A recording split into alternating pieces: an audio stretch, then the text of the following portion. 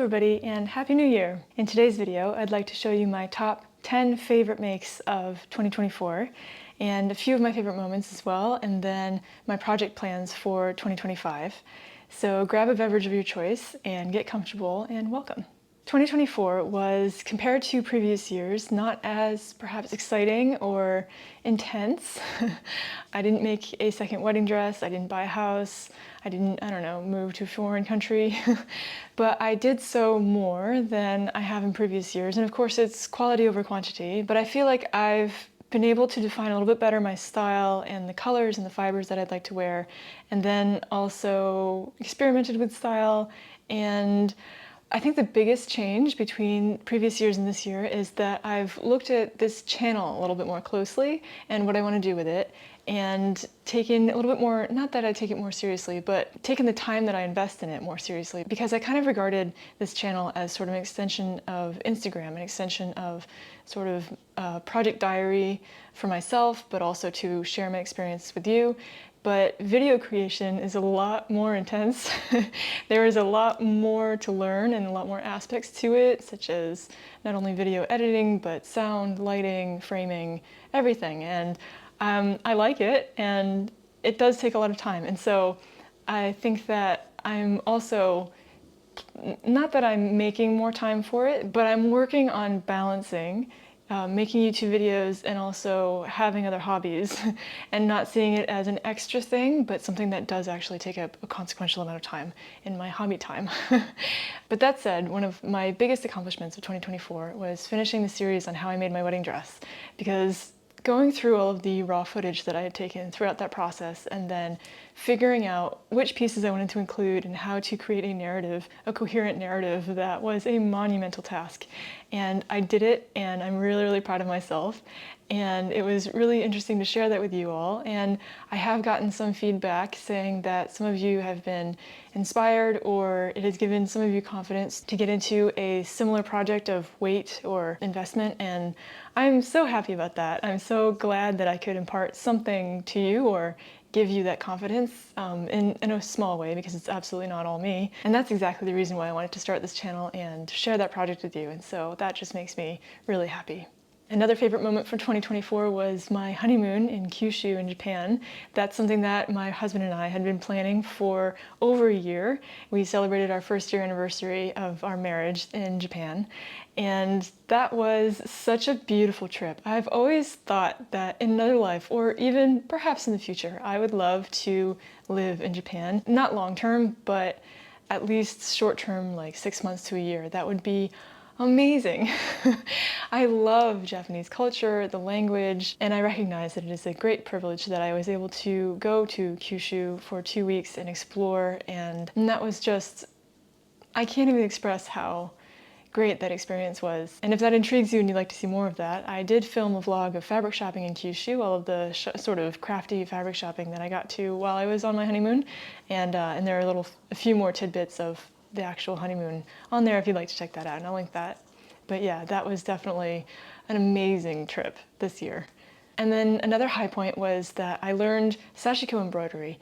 So it's a Japanese traditional embroidery technique of lines or geometric shapes, and I took 2 classes with a Japanese association based here in Paris, France, and they teach traditional Japanese crafts, including sashiko, and I was able to learn 2 of the basic patterns of sashiko technique, which was first the Asano-ha pattern and then the Seigai-ha pattern. And I was able to even apply the Seigai-ha pattern to one of my sewing projects. If you watched my video on the Seamwork Hanzi top, it's Hanzi, not Hanzi. I've been pronouncing it wrong this entire time, and it's named after a creator, so it's definitely Hanzi, and I apologize for mispronouncing it for so long.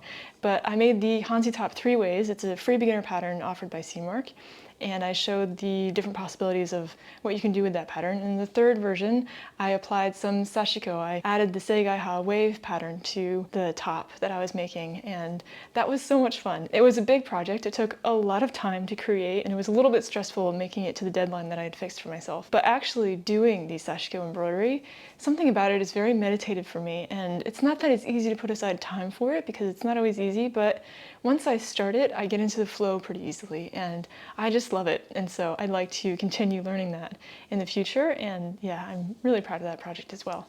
And then other highlights include the Paris Olympics. Paris is where I live and it's my city of adoption, and it was so cool to see the Olympics here, to see this culture and the city that I love sort of highlighted in such a beautiful way. And then the ambiance was such an interesting experience. I wasn't able to go to any of the games, it was too expensive for me, but just walking around the city, there was such a sort of communal joy to it. It didn't feel like regular sort of big touristy seasons. It felt a lot more open and joyous and just this shared happiness. And it was just so cool. And so yeah, that was a really cool experience. And I'm really, really lucky to have been in a city where the Olympics were taking place. That was just so cool. And then this summer I was able to go to the US to see my family for 2 weeks. And I'm really thankful to be able to do that and to be able to spend that quality time with them. I spent a few days with my sister where she now lives in Reno, and then I went to Lake Tahoe with my family. And I grew up in Connecticut. I am like third generation Connecticutan. So for me, leaving the Northeast is painful, but also it's so interesting seeing another part of the US. And my parents moved in 2018 to Southern California, and so I am slowly discovering the West Coast, and it's just so beautiful, the landscapes and the different climates, and it's really cool discovering. And yeah, the Lake Tahoe region and the lakes around it in Nevada and California are just so beautiful, and so I was really lucky to be able to explore that and spend that time with my family. And then the last highlight, I think, would be I was able to go to Barcelona in September for work. I was meeting with Catalan and Spanish publishers in September in Barcelona over a conference for 2 days, and I took 2 days off before the conference to go to Sitges, which is a beach city just south of Barcelona on the coast. And I don't know, for some reason, I have traveled solo before. I travel solo all the time for work. I've been to Seoul and Tokyo and Beijing. But for some reason, Barcelona scared me more. And I think it's because I know how tourists are sometimes preyed upon in European cities, especially Paris. And I felt a little bit more vulnerable as a woman traveling alone. And I've heard the news of tourists being held in contention by Barcelona natives, and it wasn't at all like that. I had an amazing time, and I'm really happy that I did that. And I was able to even go to the beach on my own and go for one last swim in the Mediterranean at the end of September, of all times, before welcoming or submitting to the dark and the damp that is fall in Paris. And that was a really cool experience. Oh, and I almost forgot. So if you've known me for a while, or if you've been here for a while, you might know that I love sewing, but my greatest and first love is reading. I work in publishing, so that does make sense, but I read a lot of really great books this year, and I'll put up on the screen all of my favorite books of this year. There were a bunch from lots of different genres, and I feel so lucky to have found them. A lot of them were just really, really great and opened my eyes in different ways this year. And if you have similar tastes based on these favorite books of mine, let me know what you recommend that I read in the comments below. I'm always looking for new book recommendations. I love to read, so don't hesitate. And I hope that you appreciate this too. It's very short and it has nothing to do with sewing, but it's a big part of my life. And I like sharing this at the end of the year too. But those are all the highlights of 2024. Let me now get to my top 10 favorite projects of this year.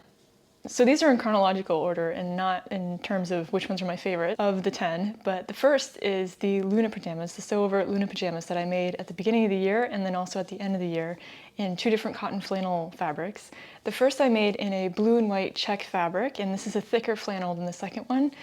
And it was sort of a revelation for me. I made both the top and the bottom, and I tried to pattern match as much as I could. And the bottoms especially, I wear all the time. I wear them with thermal leggings underneath, and I wear them throughout the winter season, even fall and into the spring, because it's just so comfortable. And I just love the style. I love the fit of this pattern especially.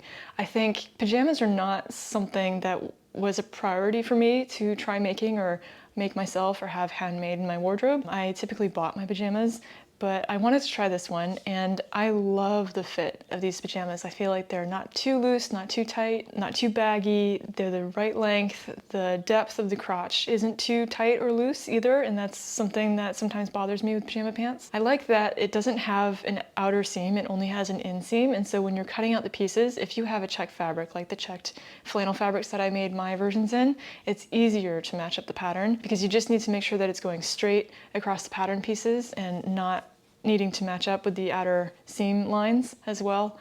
And so yeah, these were satisfying, easier makes. All of the complications were in the cutting and placing the pattern pieces correctly. And yeah, these are so comfortable and I love them. I will definitely be making more if I find some more beautiful cotton flannel fabrics and I have my eye out for them. The second make I wanted to talk about is the sophomore shawl that I knitted. It is a Two of Wands pattern and I made it in a Hue and Me yarn in the Rosewater colorway. And this is one of the bulkiest knitting projects that I've taken on so far, and then it was big. It sort of spans wider than my arm span. And I love the waffle texture to it. I think that's why I picked it out, and then I love the color of this yarn as well. This yarn is mostly acrylic, I think, if I remember correctly, or 100% acrylic, and so it wasn't the easiest to knit with. It was definitely really sticky. It sort of stuck to my needles and it required some force, I think. I remember having some wrist pain making this one, but I use this one all the time. I don't wear it out of the house. It's too bulky to fit underneath my coats, and so I wear it mostly at home when I'm at my sewing machine at night and I'm cold, or on the couch when I'm reading a book. I sort of drape it diagonally over my legs. And so yeah, that's one of my favorite makes of this year as well. The third project is the dress that I made for a couple of friends' wedding in the north of France that I went to in March of this year. I made a custom sort of pattern hack of the Sew Over It Rosie bodice with the Sew Over It Kate skirt from their Work to Weekend, I think, ebook. And I made it in a Mind the Maker viscose that had a really beautiful drape and hang to it in this sort of blue and electric blue or royal blue colors mixed together, a little bit of peach. I just love the colors. I think that the colors were perhaps a little bit too vibrant for me in my coloring, but I just, I love that fabric, and so no regrets. And that project was interesting in that it's one of the few times that I've used boning in a dress pattern, and I felt more confident using it because I used it in my wedding dress as well, and I saw how much structure it added to a bodice. Not in that it sucks you in, that's not the point of boning. Boning is, it helps to keep the skirt up without dragging down the bodice when you wear it, and even dancing vigorously in this dress, it stayed up perfectly. It didn't droop or anything, and the straps were rouleau straps, and so those sort of stretched as the night went on, and as I was sort of getting hot from dancing, those were kind of just falling off my shoulders left and right, but the bodice didn't budge. And so yeah, I'm happy with the fit of that and the use of the boning, and yeah, that was a fun dress to wear and make. The next project that was one of my favorites this year is the Sew Over It Aran skirt that I made in a sort of sky blue, light blue cotton twill fabric that had about 5% of elastane in it, so stretched twill fabric and cotton. And I think this is my favorite version of the skirt that I've made. I made 3 before, one in a stretched denim in sort of a black, dark blue denim, another one in a basket weave cotton, but that doesn't have any stretch, and that's in this emerald color. And then this one is in a color that I absolutely love and that I find more versatile than the emerald version, for example. I made it in the original length, so below the knee, whereas the jean skirt version that I made is just above the knee or at the kneecap. And I love this sort of very feminine pencil skirt shape to it. And the elastic content of the cotton twill makes it really comfortable, so that even if my movement is a bit restricted with it, I can always unbutton a button or two at the knees to give myself a little bit more of a stride length when I'm wearing it.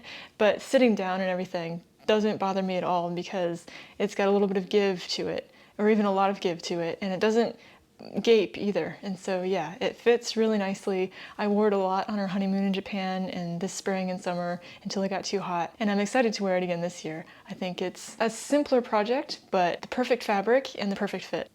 Another simple project that became one of my favorites of last year was the O's Patterns Brene top that I made in an Italian viscose linen with sort of a white flowery print to it. This is remnant fabric from a project from 5 or 6 years ago when I made a dress for my birthday. I had under a meter and I didn't know what to do with it, but it's such beautiful fabric. It has sort of this lustrous bounce to it, and I really love the colors. And so making this simple top that I really appreciate as well, the lines of the pattern I find really elegant, and I've made it a few times this year. Made it so that it was easy to wear on more of a daily basis than the dress that I made out of it a few years ago. And so being able to wear this gorgeous linen fabric more often it just made me really happy this summertime. And so I'm happy that I made that. And it sort of emphasized to me how much I love wearing and making with linen fabrics, especially linen and viscose blends. And so I'll be looking to work with those fabrics a little bit more, I think, in the future. In the same theme, I had another piece of remnant linen fabric in a sort of beige chevron print or weave, and I made the True Bias Danny shorts with those. And shorts are another, I think, like the pajama pants, or pants in general, I have a really hard time with fit with pants, and so especially with shorts, I hadn't found any shorts. I've made a few in the past, and the fit is always a little bit too tight, a little bit uncomfortable. It either gapes or it's really hard to get into. And so I made the version with the elasticated waist of the Danny's shorts so that it wouldn't gape when I sit down. But what happens with other patterns, for example, even with elasticated waists, is that there's a lot of fabric typically at the lower back that sort of bunches up. And I find that for some reason, these shorts fit me much better, especially in the lower back, than other patterns. And so I will definitely be making more of these shorts. I'm not really a shorts person, and I think because I didn't feel very flattering in them, like I didn't feel like it sat well. Either it was too tight around the waist, or it was gaping, or it was too short, or it was sort of not very complimentary to my thighs. I think everyone has these thoughts when they're in shorts, not just me and not just with my body. But these shorts fit really well, and I love the shape of them. They're very, very comfortable at the same time, and so I highly recommend these shorts. And I think it was the perfect pairing with this fabric because it's not too thick, not too thin, opaque, but this fabric has this chevron texture to it, and so it adds a bit of texture instead of being just a blank color or smooth, uni-colored fabric. And so I think that, yeah, that fabric was really special, and I had just enough and a very strangely shaped piece of remnant fabric that I was able to eke out these shorts in. And so yeah, that was another situation of perfect fabric and perfect fit that put this one on my top 10 list. My seventh favorite make of 2024 is actually 3 projects in one. It's the 3 Seymour Hansi tops that I made this summer. So one in a regular plain cotton with no modifications. The second one in a really beautiful block printed Indian cotton lawn that was slightly see-through, and so I added a white cotton lawn lining to it, and then I made it with French seams to sort of encase or underline, but also fuse those 2 layers together to act as one. And then I made a third version in the same fabric as the first version, but in a sort of light teal color, and I added the traditional Japanese embroidery sashiko design to it, seigaiha, the waves, and a sort of stripe pattern across the front of it, and I made sure to line it up with sort of the chest here below because I like that sort of dropped line or dropped stripe look, just like a lot of French striped tops that you might see, like Jean Paul Gaultier or those kinds of things. Now it's sort of universal, but yeah, I wanted to have that sort of stripe and play with that in French style, but also Japanese traditional embroidery. And that was a big project for me. It took a lot of time, but it was so much fun to make, and I'm really proud of that. And so yeah, if you're interested, I'll link that one below, but that was one of my favorite projects this year and fun to make. And then the shape of that top is really flattering, I think. I really love the neckline especially, and the short sort of sleeves, and just the very simple, simply elegant drape or cut to it. It's not too loose, it's not too tight, and it's really comfortable in the summertime. It breathes. And so yeah, I will be making more of them, and I'm really happy with those 3. The second to last project that is my favorite of this year is the Ali Olsen's Highland dress in a coral linen slub fabric that I found at Mill End Fabrics in Reno. And I've made this dress about 3 times before in different fabrics. One in a black Cupro fabric, one in a heavy polyester, and then one in a heavier viscose linen blend. And this one is much more, it had much less of a bottom weight to it. It was sort of a drapey, more casual feeling linen slub, and a little bit less, it had less swish and less hang to it.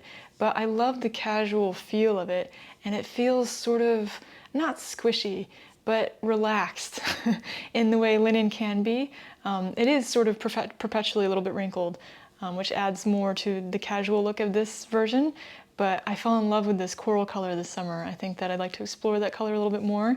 And because this is sort of a light, fruity color or light. Perhaps it's bluer versus orange or yellow as other corals. I'm not sure, but I just absolutely loved wearing this color and this dress, and I think that, yeah, the sort of slouchy nature of this fabric lends sort of a more casual drape and feel to this dress, and I just absolutely love it. I made it a bit later in the season than was practical. I didn't get to wear it very much before it was too cold, and so I'm so excited to be able to wear that again next year. And I think we're coming across a theme here of linen fabrics being just my favorites to wear and to work with. And so yeah, I think I'll be keeping my eye out for more beautiful linen fabrics for spring and summer next year. My last favorite make of 2024 is the Seamwork Greer skirt. This is a bonus skirt pattern from the Greer dress pattern that Seamwork released just a few months ago. And I made it in a double knit fabric with a rib knit texture to it, pretty thick sort of rib knit sweater fabric in sort of a beigey gray color. And I chose to make this one because it was very similar to the Cézanne Naël skirt that I had seen and that I wanted to recreate because I couldn't afford the original. Theirs is made in a wool fabric or a wool stretch knit fabric, and so this is definitely not the same kind of fabric or exactly the same cut or silhouette, but I really love this skirt. I almost didn't make it because this fabric is very clingy and it doesn't have a lot of structure to it. And so I knew that making a skirt like this meant that it would be more difficult to wear, not in that it's very stretchy, so it's very comfortable and I can move around in it very easily, but it shows everything that's underneath it. It clings to everything. And so I have to be very careful what I wear underneath it, and then if I have a top that I want to tuck into the skirt, be careful how I position the bulk of like whatever sweater I'm tucking into it as well, because it just shows. Everything shows.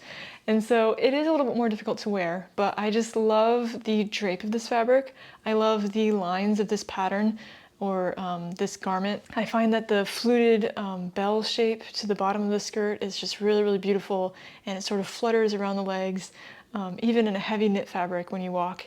And I think that, yeah, having that, I miss that from the summertime, having sort of skirts and dresses that flutter or that sort of flow around my legs with the wind and with walking. I miss that lightness. And to be able to have that kind of movement in a fall or winter garment in cooler weather is just really cool, and so it's worth making sure that everything's nicely tucked in and not showing from the outside. And so yeah, and then I just love the color of this and the texture of the rib knit. It catches the light in a really cool way, I think. It just looks so smooth. Even though I made a mistake in sewing up the back seam, I didn't stabilize the knit fabric enough, and so it's a little bit lumpy. I usually wear it with a cardigan, and so that's sort of a hip length cardigan, and that hides the bumpiness of the back. But yeah, I love this one. I'm glad that I tried it despite my misgivings about the fit and the sort of clinginess of the fabric, and yeah, it's definitely one of my favorites this year. And then I have two honorable mentions. The first is the Helen's Closet Elliot sweater. I made 4 this year, and it's just the perfect wardrobe staple. It's really easy to sew up. It takes only an hour or two to cut it out and sew it up, and so it's a nice palette cleanser as well, and I just love the shape of it. So I lengthened the sleeves a little bit. The sleeves originally fall sort of before the elbow here, and I like 3/4 length sleeves more, and so I lengthened it about 3 to 5 inches at the sleeves so that they hit more after the elbow rather than before it. But other than that, I didn't change the fit, and I love that the cowl neck is a cowl and less of a turtleneck because I can't stand fabric against my neck. It's just, I don't like the sensation, and so I like that I have something that keeps my neck warm but doesn't make it feel stifled. And so I made it in different colors that would work really well with other pieces in my wardrobe, and it's just the perfect sort of layering garment for the fall and winter. And so yeah, that's a pattern that I highly recommend. And then my second and last honorable mention is the Nuno Zori slippers that I made. I took another in-person class on Japanese traditional handicrafts where you take leftover remnant strips of fabric and you weave it into a sandal shape, and you make sort of flip-flop slippers out of it. And it was such a cool technique to learn. They're not actually slippers that I can wear. I think I made them too tight and the form's not exactly right, and I think that it takes time and experience to make them so that they're wearable. But it was such a cool technique to learn, and I want to keep exploring different handicrafts and techniques in the year to come. And yeah, that was a fun workshop to participate in.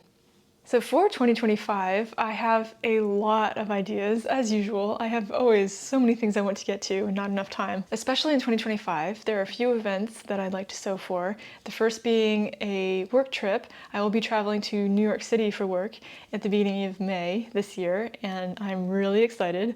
I think it's so cool. I haven't actually yet worked in the United States as an adult. I left when I was 21 and I was still a student.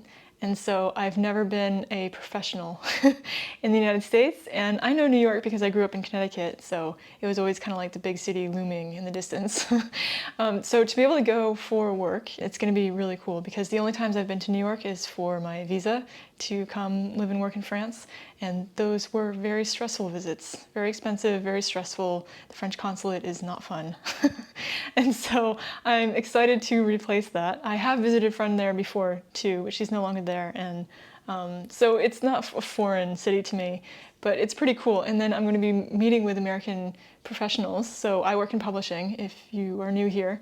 I work in illustrated nonfiction books for a French company, a French publishing house, and I sell rights. So I find foreign publishers who'd like to purchase the right to translate our books and publish our books in their language in their countries, and I negotiate the contracts and the rights. And I love my job, and I travel for my job. And in past years, I've been to China, Tokyo, South Korea. I was in Spain. I've been to Denmark. I go to the UK and to Germany once a year, every year. And so it's really cool that I'll be going and sort of combining these two worlds of mine, working in France and then also my American culture. I think, yeah, that's going to be really cool. And so I want to sew for it as well. Maybe not sew for it, but I want to plan a handmade wardrobe. I will be going in advance. I'll be taking off about a week in advance and going and spending some time with my friends who are on the East Coast because I grew up on the East Coast.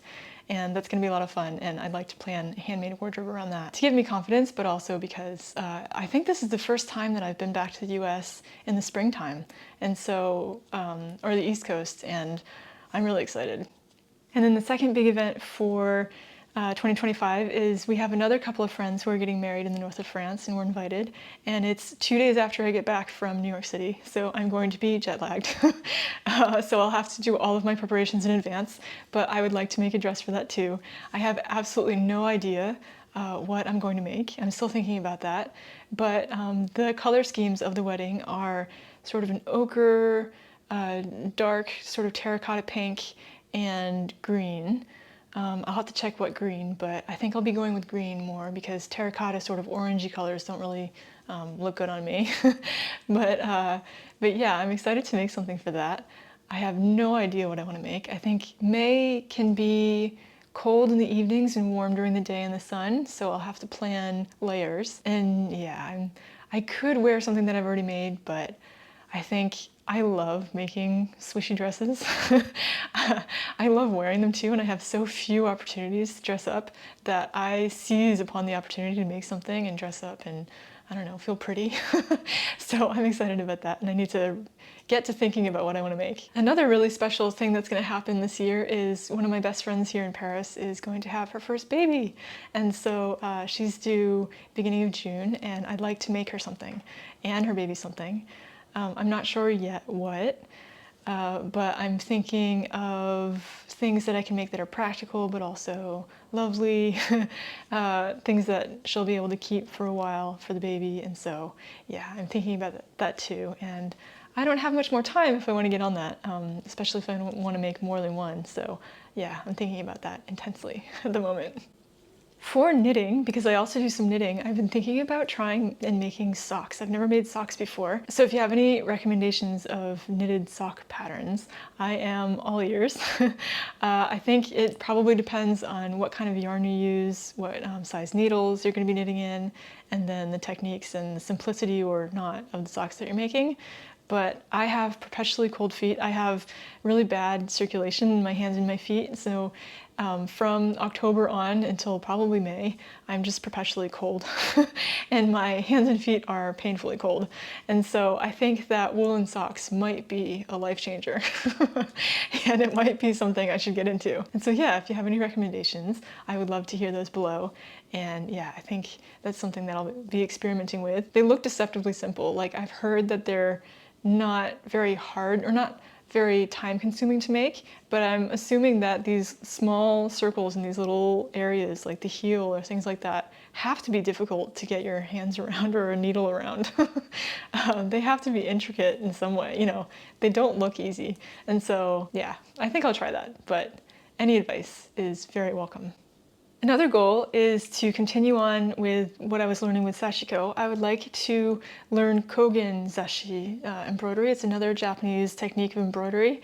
I have signed up at the end of January for a workshop, and so I'll be learning the ume, I think it's a flower motif to make with it, and I just love it. I love how, so I think it's meant to reinforce fabrics for warmth, but also decorate them at the same time. And I just love the geometric shapes and the design. There's something about it that just really appeals to me. And so I'm really excited to try that. And then I think I'd like to learn embroidery more in general, like contemporary embroidery. I love hand stitching. It's something that when I have the time to do it, I really enjoy doing, and I get into the flow pretty easily. And I just really love the feel of it, the rhythm, feeling the fabric between my hands. It's much more of a tactile thing than when I'm sewing at the machine. And so, yeah, I think that embroidery is something I'd like to get into as well. I signed up back in December for a free workshop on YouTube offered by Why Not Stitching. It was this winter bouquet embroidery pattern that she taught and that she offered for free. And I'm not sure if you can sign up for that anymore, but I do have the pattern and I'm going to be trying that. I have all the materials, and yeah, I want to see if that appeals to me, and then if I can integrate it into my sewing a little bit more. Sewing is definitely the main hobby that I enjoy doing, but yeah, I'd like to get a little bit more into embroidery as well. My last goal for 2025, or creative goal, is this YouTube channel. So I've been thinking about how I want to keep going with this channel because I have many ideas, but I think that I'm starting to circle sort of a burnout. Not that I'm tired of this community or tired of making videos, it's just that I have so many ideas and not enough time, and it's this frustration that's building. And so I think that I need to take the ideas that I have and sort of whittle them down to the essentials, because sometimes, for example, the Handmade for the Holidays video that I put out recently of the projects that I made over the holidays, I had 6 projects that I wanted to get to, and that's just insane. I don't have that kind of time. And I put a lot of pressure on myself to get those done, and that's not healthy. And so I think 2 or 3 projects would have sufficed. And so I need to, yeah, condense quality over quantity when I'm thinking of these video ideas, and recognize that making a good quality video takes time and effort, and balance better the time that I'm spending on this channel versus sewing, and not to do too much of one or too much of the other and then feel frustrated. And so yeah, that's a goal for this year. If there are any topics that you're interested in me covering, don't hesitate to let me know. I think the biggest surprise and the happiest surprise of this channel so far has been the community. I see your comments below, I see how you talk to each other in the comments, and I just feel like there's starting to be this sense of community of people who are coming back and talking to each other, and that's just so cool. And then some of the comments you leave me are just so encouraging and so kind, and I think that creating something on the internet, I was bracing for a lot more criticism and a lot more negativity, because that's what you hear and that's what you see a lot on the internet. And I have gotten unkind comments before, but nothing that would stop me from making videos, unfortunately for them. And then in comparison, so many kind comments that it just encourages me and it warms my heart. And so thank you very much. And I am happy to keep continuing and to keep participating in this community. So there you have it. Those are all my top projects from 2024 and some of my favorite moments as well, and then also my creative plans for 2025. Let me know what your favorite projects were from 2024, the ones that you're the most proud of, or what you have creatively planned for 2025. I'd love to hear it, and sometimes I'm very inspired by what you have planned, and it sort of opens up new doors and new creative possibilities for me as well. So don't hesitate to share that below. I have linked below all the patterns or videos or channels that I've mentioned in this video, so don't hesitate to check out the description below, and don't hesitate to like this video if you enjoyed it, and subscribe so you don't miss any new videos from me. I wish you all the best in 2025 in your creative projects, health, and happiness, and I will see you again here soon in the new video. Take care, and bye-bye.